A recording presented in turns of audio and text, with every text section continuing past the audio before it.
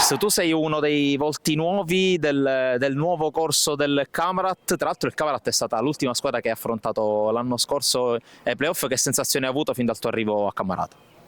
No, no, sono sensazioni diciamo troppo buone.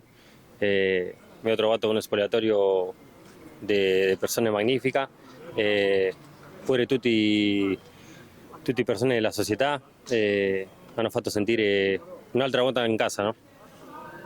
Adesso stai conoscendo la squadra, mister Sclafani, come sta andando il lavoro e anche come ti senti tu a livello fisico dopo tanti giorni di lavoro molto pesante? No, ancora la gamba ovviamente sono pesanti, sì. Bueno, un po' si è visto questa la prima partita, no, in la preparazione, però stiamo sistemando la squadra bene, diciamo. L'anno scorso tu hai fatto molto bene sia a livello individuale che di squadra in promozione, ti aspetta la sfida dell'eccellenza con una squadra comunque molto forte. Che aspettative ti poni a livello personale e anche a livello di squadra? Tanto a livello personale come alla squadra sempre voglio il massimo.